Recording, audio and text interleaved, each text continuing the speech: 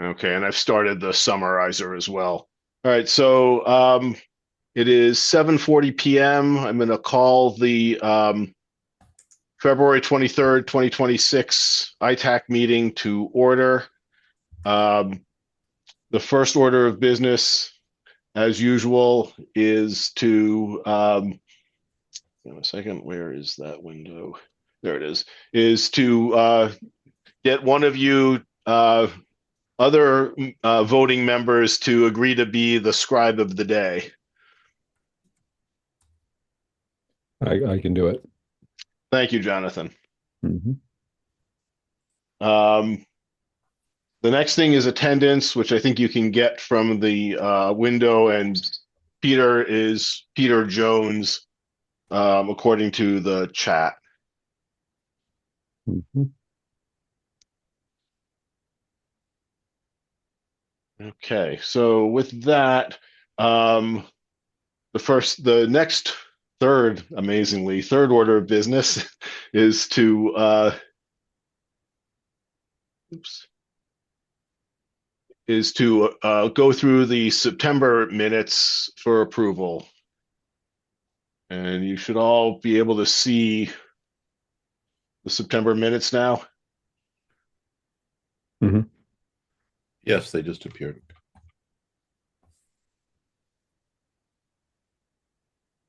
And thanks to Jonathan Burge for taking them. Thanks, Dave.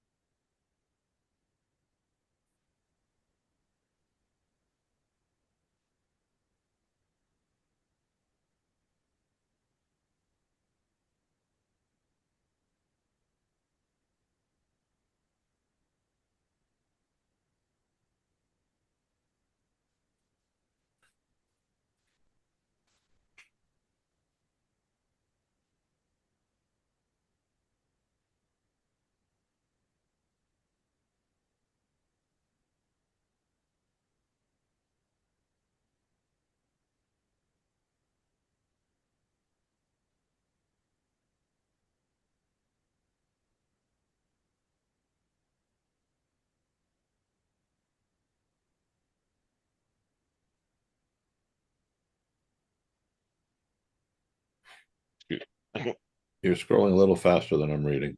Oh, sorry. It's okay. Back Just up. That okay? I that's think good. that's the last of it. Yes, thank you.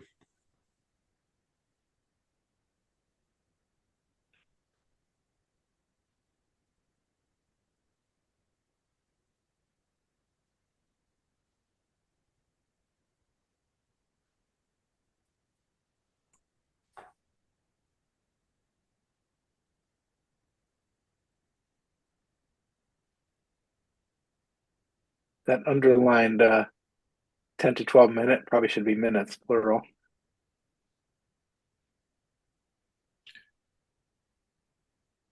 I think No, Microsoft is incorrect in that case. I agree. I think this is 10 to 12 minute segments. It's It's the adjective. yeah. Oh, yeah, you're right. And I'm sorry for using Word instead of LaTeX. I'm ashamed of myself. Oh, come on. I just do plain text. I'm not that nuts of a nut. Or at least I should have done Markdown or something Yeah. respectable. Well, it looks nice. Whatever you used.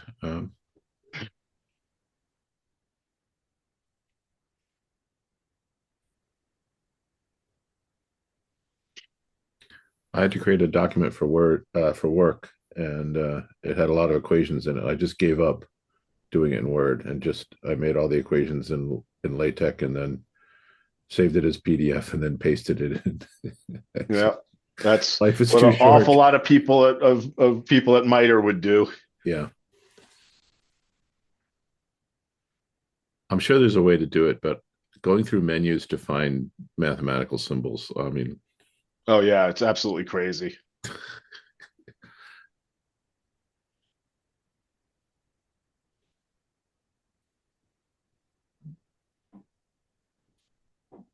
Any other comments on this?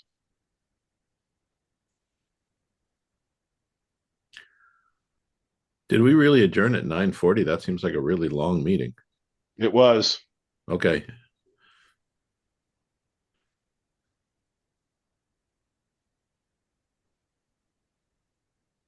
Let's try to not do that again. Yeah.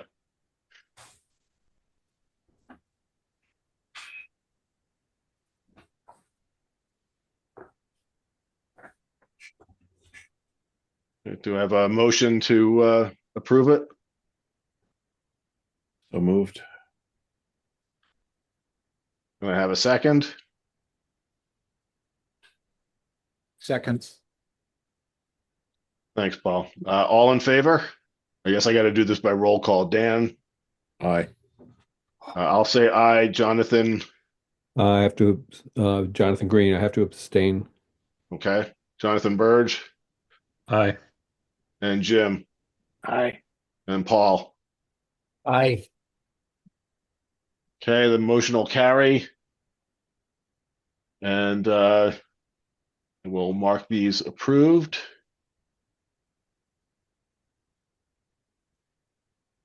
And yeah, I see that. Approved. Okay.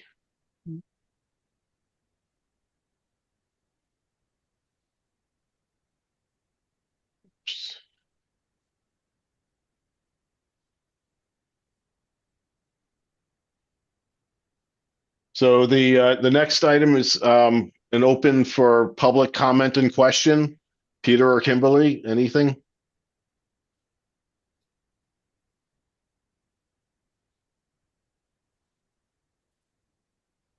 Going once? I'll take that as a no. Okay, thank you. Peter put in the chat saying no, Yeah. thank you. Yep, I see it. Thanks. Okay, so then the next thing is to go through the annual report. Back to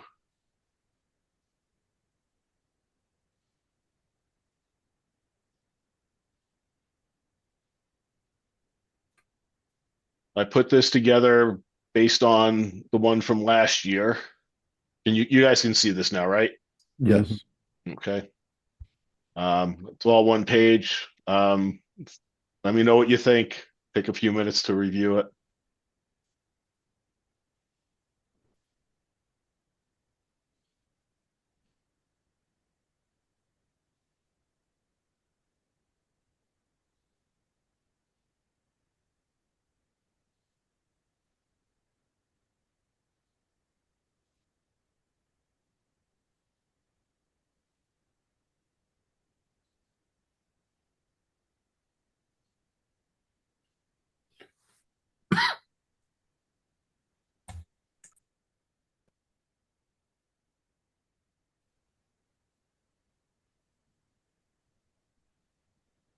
You still have the enter committee name here template at the top.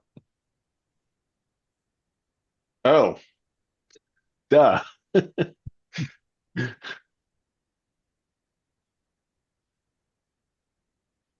Same at the bottom. I think you've got chair's name and committee name. I think you're supposed to put the ITAC again and your name typed out. Yeah.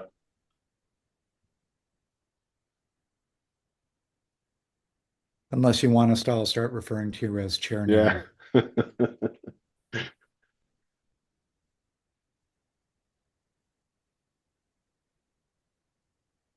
Thank you for catching those.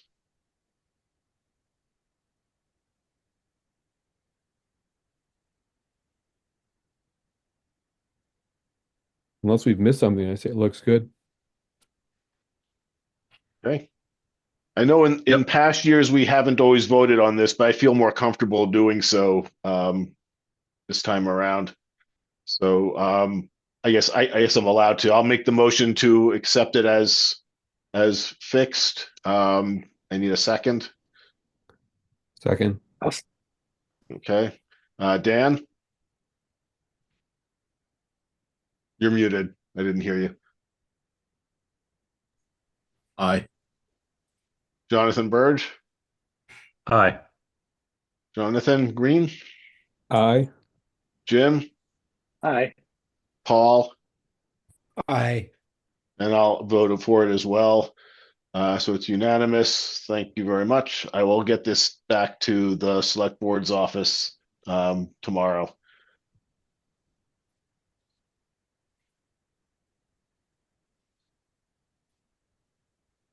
When are these due? I think I owe one for the cable committee. I think the date was sometime towards the end of next month, but I've got so much crap coming up. I'm just want to get it in so I'll forget. Thank you. Next thing on the agenda, Paul, you asked to talk about developing sessions on smart home security or lack thereof. Yes. So, I mean, we've talked about this in various forms, for a while, but we now, as you know, have a really amazing new library that's open with a lovely community room. And so I thought, in fact, I just scheduled a precinct 8 uh, uh, caucus meeting to talk about the town meeting. And I thought about going forward with some of the talks that we've mentioned, and the one that is pertinent to me right now would be around kind of smart home security, because I think people are buying and bringing in increasingly, software powered, internet connected stuff, whether it's appliances or Ring doorbells or whatever, and but don't really understand the security implications of that, and including home routers and stuff like that. So I thought we could just do a little talk, or I could do a little talk, and maybe other members of ITAC would join me to just dig into um, what do you need to know as a consumer? What can you do to protect yourself or insulate yourself? For example, setting up a separate Wi-Fi network for your connected devices. Understanding what data they're taking, how to do updates and monitor for updates and things like that. So, and just a little kind of information session, um, and take questions and stuff like that. So that's the idea, and we could have a petting zoo. We could bring in some smart home products to for people to look at, and obviously talk about some of the research that's been done on some of the security issues that these things often carry with them, and what to be aware of, what to look for as a consumer and an owner of these devices. Yeah. Gray Noise You, has had this whole uh, analysis that I can share with you guys of Massachusetts. Shows something like 40,000 compromised IoT devices on home networks, municipal networks, or just in Massachusetts. So this population is big and growing, and as we know, it's actively targeted by malicious, Chinese Mhm. or, yeah. So that to me sort of says we need to be getting people aware of this as they're populating their house with all this stuff. I think this would Okay. be well received. I do too. Yeah, I think people would be interested. I mean, just kind of what you need to smart home security, what you need to know, or something sort of practical sounding like that. Yeah. Or subtitle why you are at risk. Why you're at risk. Right. Right. That'll draw them in. The hackers are in your doorbell. Yeah. Um, is so yeah. like you have material prepared? How much time do you think it'll take to put something together? What are the logistics around it? I mean, you guys know me, I'm writing about this all the time, all the time. So I do not have a specific presentation.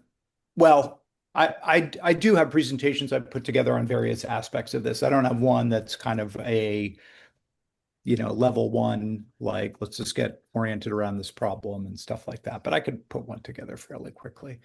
And maybe if you guys have thoughts or ideas, want to contribute to it, it can be a group project. Um, but I would say maybe it's an hour presentation with a 30-minute, slide deck kind of discussion, and then just questions and answers. And, again, maybe smart thing petting zoo where you can have some home IoT devices that you have set up, and you can show them kind of, from the broadband router, which probably everybody's going to have in their home, to the smart thermostat or smart doorbell, and just kind of let them see, like, understand there are the different components of it. Here's, yeah. So that's my thought. Yeah. Couple thoughts. One is, are you intending to cover privacy issues also, especially given like some of the things have now come out with certain vendors putting doorbell camera data in the cloud with people not subscribing to their service? That was number one. You're nodding yes, so I take it that's a yes. Number two, I'm wondering for the petting zoo, I'm wondering if it's possible to put some kind of like a monitoring PC on the network, if you're going to do like a demo network, to like show what people visibly what's going up to the cloud from their thermostats or doorbell cameras or whatever. So maybe there's like a visual thing. So it's not just like the devices themselves, but you could maybe Yeah, like have do like Wireshark. Wireshark. Yeah. Yeah. Well, I think we might be able to find something that cleans up the data a little bit. I mean, Wireshark shows everybody everything, but most people nobody will have no understand idea what it. they're looking at. Yeah. But just something that says, "Hey, this thing opened a connection to this place, and this thing opened a connection to that place." Right. Yeah. That's probably better, Dan, than something that's like tries to show them packets. Right. And yeah, I don't know. There might be a mode in Wireshark, because Wireshark is like the Swiss Army I knife. think there is. I think there's a sort of like a kind of filter mode where you can, yeah. I mean, I haven't used Wireshark in a while, but yeah, I would totally be in favor of that. And I mean, I think the other thing we might talk about is, or broach in our discussion, is some of the options that are available, right? So that there are, you don't, some of these products, there might be open source smart home hubs that you can connect them to, or there might be ways to deploy them locally and not be sending all your data up to the cloud provider. So, I mean, that's something else you can talk about too, is what are the options here if you want to use this technology, but don't want to just be, forking over, huge reams of your personal data and, camera shots of the inside of your home to, some cloud provider. Yeah, we don't want to panic people and have them throw away all their devices or something. But yeah. Well, general, definitely not throw them away, but yeah. This, some try not to give a problem without a solution. Yeah, no, I would say the message should be definitely not be, run for the hills. I think the message should be, just understand when you're bringing smart devices into your home, kind of how they work generally, how to maintain them and keep them safe and secure, and how they might pose a risk to you, and just kind of get people thinking that way, because I think it's all just a big kind of fuzzy area for people. They might have concerns, but they don't really understand even what to be concerned about. Are you going to also talk about the like risks of things going out of support and sort of obsolescence issues, like vendors deciding, oh, by the way, we don't want to sell these smart thermostats anymore, so by the way, your thermostats won't work, or you won't be able to get updates for them anymore, security or otherwise. Or absolutely. Things changing. Things changing owners. So I know this isn't a IoT thing, but I think it was 23andMe. They got bought by another company that had different ideas about how to use all that data. Uh, Right. Well, it actually Well, is an issue for IoT. Like yeah. the EV charger I have, initially the vendor sent me an email and it was connected into like BMLD for time of use credits. And initially the vendor is like, "Yep, we're discontinuing like residential operations in the US. Sorry." And then right, like 3 months later, they sent a notification saying, "Well, we figured out a way to sell our business to somebody else." But for a right. while, it was like, okay, so we're I can't use that word on the recording, but you know what I mean. Yeah. You could just say, you can use a letter if you want. But when Yeah, when we talk about data being leaked to the cloud, that also begs for a discussion of the use of, well, Siri or in particular, ChatGPT and some of the other chatbots, where people are very willing, but not really recognizing how much data that they're delivering into the cloud.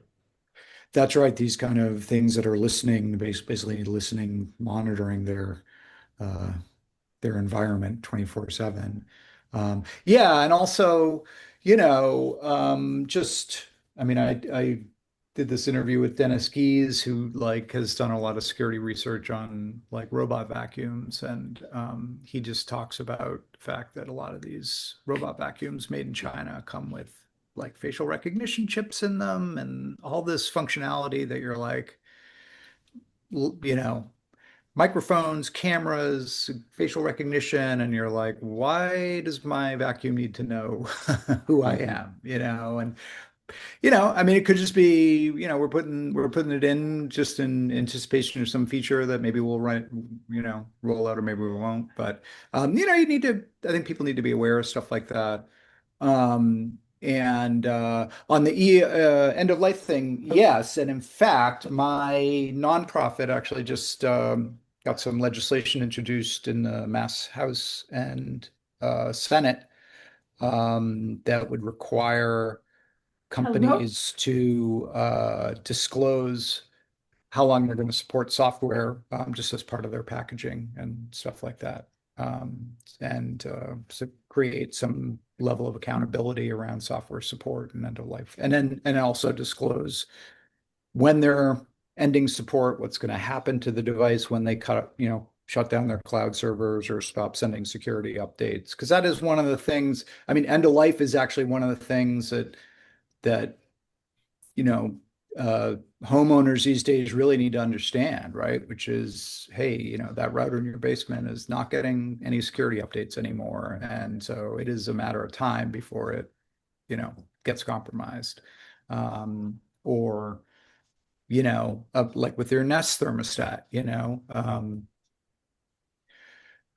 vendor might cut off cloud support for that thing and break a whole bunch of features that you rely on, like the mobile app to control it remotely and, do software updates and stuff like that. So just getting people thinking about stuff like that and yeah, I not think being, also I don't imagine you're going to bring a smart refrigerator to the demo, but I mean, like, you know, I think the scale of the devices is really kind of like, somebody gave me a sous vide maker as a gift, oh, is and it the one that they cut off that they put the paywall up on? no, no, unfortunately, but it did change. It did change vendors, and I had to install like a new app on my phone, and it's not usable without connecting it to an app and connecting it to Okay. the web. And same thing like with refrigerators, washers, dryers. A lot of those now are web connected. So I think So this is a big probably thing shouldn't with limit the, it. Don't Yeah. limit the talk just to things you can hold in the palm of your hand because it's much more than that. there was this, It's getting go ahead. crazy. Yeah. Um, every time I have to connect to Wi-Fi, I have to tell my computer, don't connect to the neighbor's air conditioner Yeah. because it has a Wi-Fi hotspot in it for some reason. Right. Right. Yeah, I mean, uh, that is crazy. Is the sous vide maker was a Nova, I think, and there was this kind of low key scandal, at least in the sort of right to repair world, where they had had this sous vide cooker, managed with a mobile app that they had been selling for, I think, like 6 or 7 years. So they obviously had many, many customers. And then I don't know if the company changed hands or just, you know, their numbers, their financial situation got a little more tenuous. And so they put in this paywall for the mobile app for this thing that people had literally been using for 6 or 7 years. And they were like, yeah, now it's, whatever, $9 a month or whatever to use the app. And people were like, wait, like, no, you can't just put a paywall up. But of course I can. But yeah, no, I think that's a great point. And yeah, talk about those kinds of things. And oh, I mean, yeah, I mean, some of the risks that go along with some of these products, so sort of just understanding like vendor lock-in stuff too, just from a consumer standpoint, just be aware of that. But yeah, I think mostly just focus. I would want to it's a broad topic, but I would just want to focus on what are these, just understand that these, yeah, they're kitchen devices, kitchen equipment, but they're actually running software. They got an operating system, they got applications on them, they're controlled with a mobile app. They're talking to the cloud and getting information, sending information, and then here's how you keep them secure, keep them away from your sensitive information and data. Um, but yeah, no refrigerators. If I were to bring a refrigerator, I would bring the 40-year-old Sub-Zero refrigerator in my mom's house that she got in 1986, and it is still working. Still bury all Which of us. blows me away. It is like, it's working great. Okay. Until we finally decided to get rid of it last year, we had a refrigerator from the previous owners that was clearly from the 60s. Wow. Wow. One of Yeah, those, I mean, and it was great for when I was doing home brewing. That was the only it's time we interesting. turned it on. It was just horribly inefficient, of course. But Yeah, I needed a place to keep things cool for when I was making a lager or something like that. It was perfect for that. it's interesting. I did some Googling on this Sub-Zero to be like, what, and it was the last Sub-Zero that is purely mechanical. So Mm. 1986, and then after that, obviously they were adding electronics components to these things, but this was the last one that was purely mechanical, and it is, 40 years and running. So, uh, yep. Yep. Yep. All right. Yeah, I mean that is the other thing for that might want to be part of this, which is, this end of life thing is a real issue that, you need to be aware of when you're looking to buy some of this stuff, because it is possible for manufacturers to basically brick stuff if they've got features that are dependent on their cloud servers and they shut those down. That can be a terminal event for the device. Generally, you don't see it with home appliances and stuff, but who knows. Or even like the smart television thing, and just understanding, like, when you're out buying TVs, like, they're very inexpensive, but why is that? The business model is changing for TV makers. It's like, you're the product, not the TV. So yeah, talking about those types of privacy and security related issues. Yeah.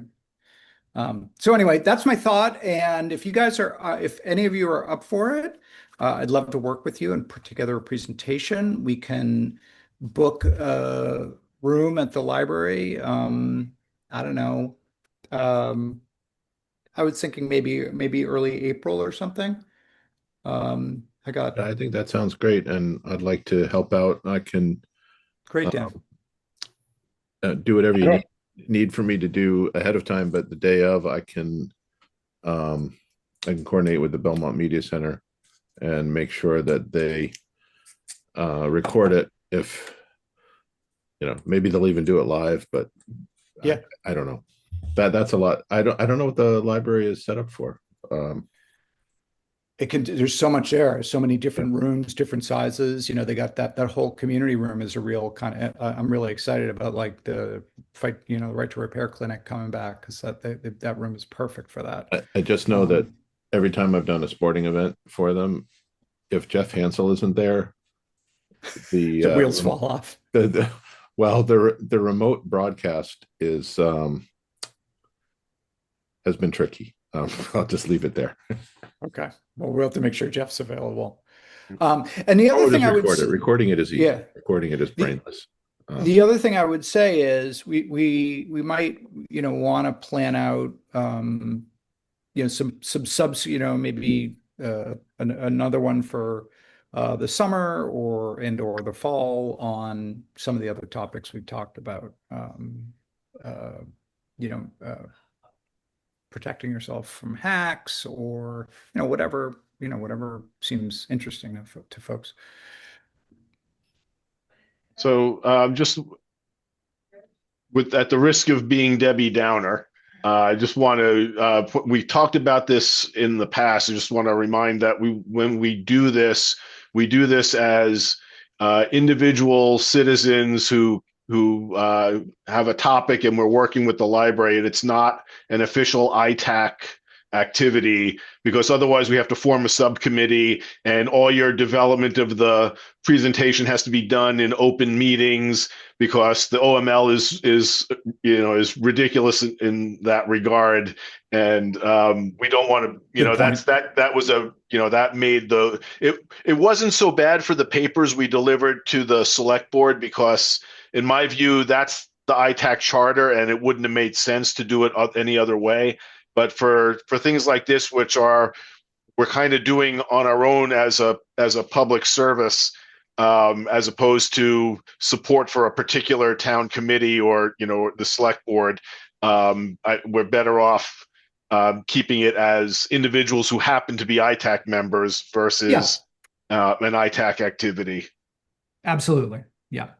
Yeah. So Dan and anyone else who wants to throw their hat in and help out, let me know. And we will work on it not as an ITAC subcommittee, just as residents, and we will. Paul, I don't know if you definitely saw in the chat. I don't feel expert enough to do a lot of authoring, but I'm happy to review a draft and make suggestions. Okay. If that'd be helpful. That'd be great.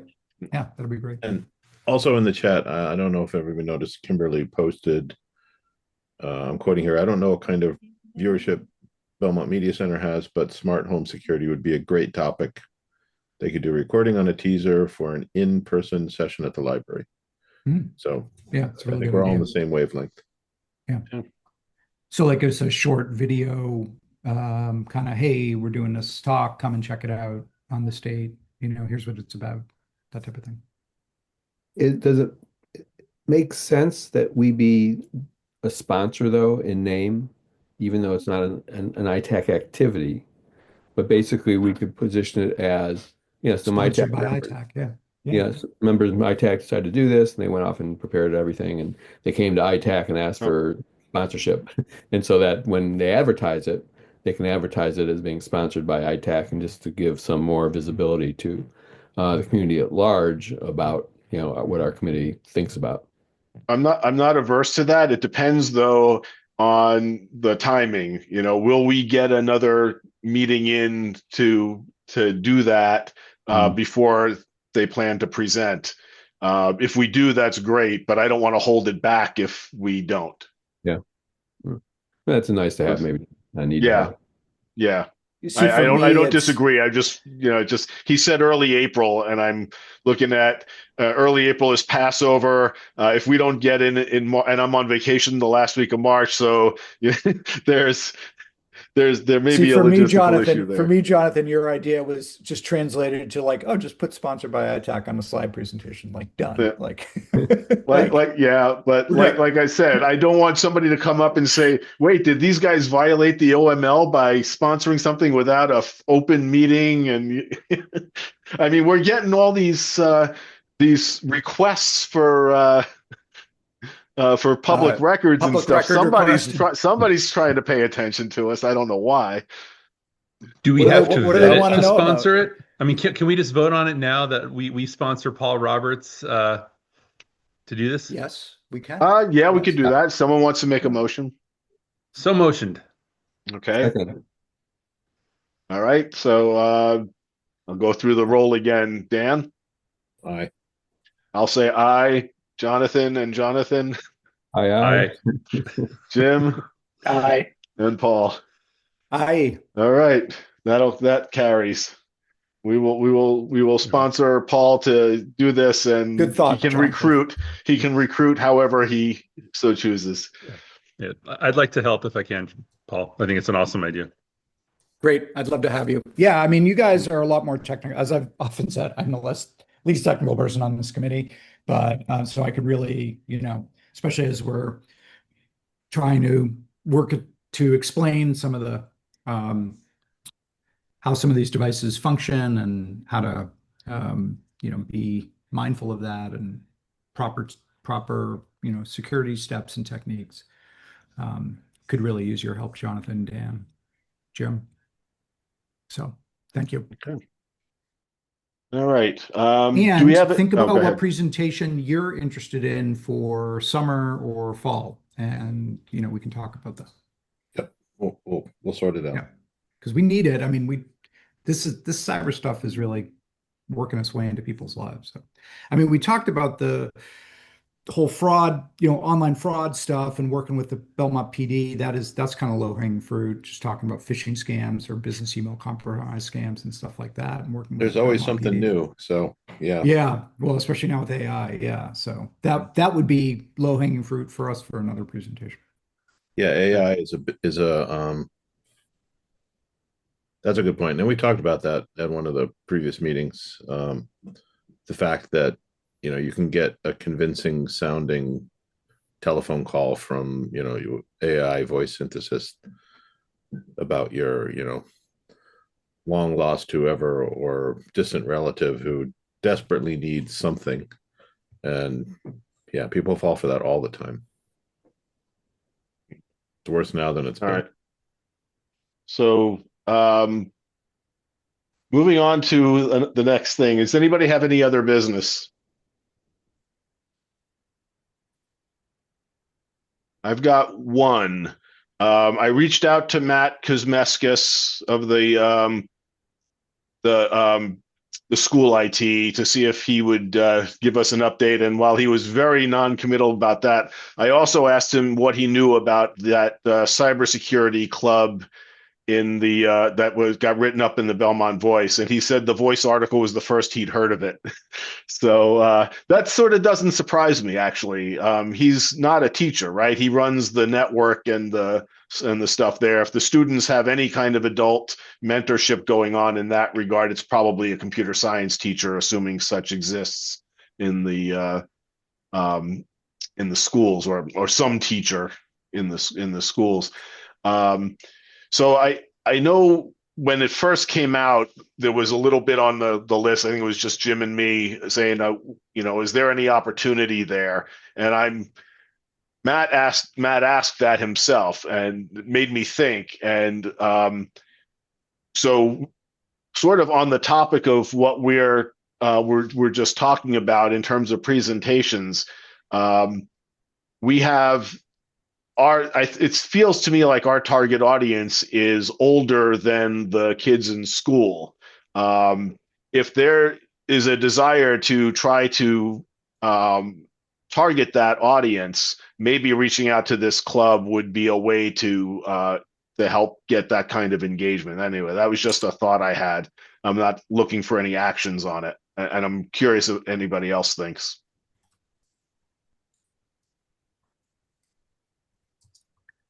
I missed that article, and I'm googling it real quick. I read The it. teens I'd be happy. I mean, I think it'd be really interesting to connect with those kids and kind of see what they're up to. Actually, it brings up one other thing, which is I was talking to a friend of mine who teaches at Belmont High, and uh, she said that the teachers there could really use some um, training and education around AI and like how to properly use it. I don't think that's necessarily this committee's responsibility, but we might want to interface with some of the school, whether it's I mean, obviously we're representing the school committee, or we have representatives from the school committee. talk with them about, you know, what they're doing on that, and maybe we can be of some assistance in helping them find somebody. Okay. Well, I am a school committee rep. If we want to take a little bit offline to come up with what you would like me to send to the school committee, I would be happy to do that. Yeah, I can connect you with my friend as well and Mhm. get some input from her on what would be helpful for the teachers to, you know, I think, yeah, so that's fine. But on the students group, I think that'd be super interesting and useful to connect with them and understand what they're doing. Mhm. Okay. Well, given the lack of anything before I spoke up, I'll take it that the other business is done. So I'm going to ping Chris that we're ready for him to come in, and hopefully he comes in soon, and we can go about picking our next date, and then go to executive session when Chris gets on. Okay. So let's see, today's February 23rd. And like I said, I'm out the last week of March. And then the first week of April he goes right into Passover. So I'm probably no earlier than the week of April 13th for me.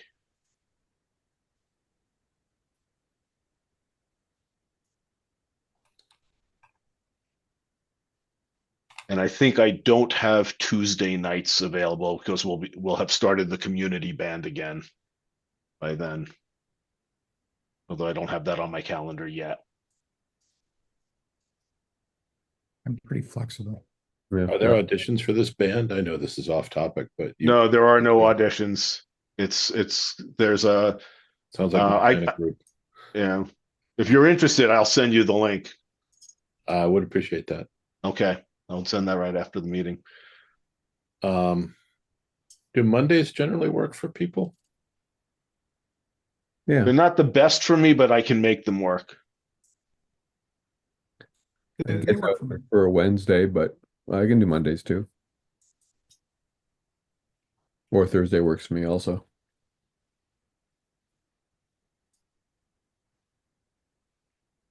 Any day that week works for me. So if Thursday is good, that would be the third Thursday in April. So that's actually still sitting on my calendar as the placeholder. For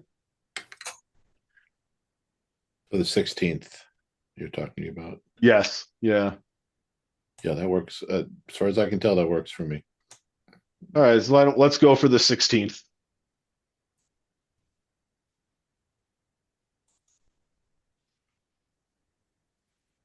All right, Chris is getting in.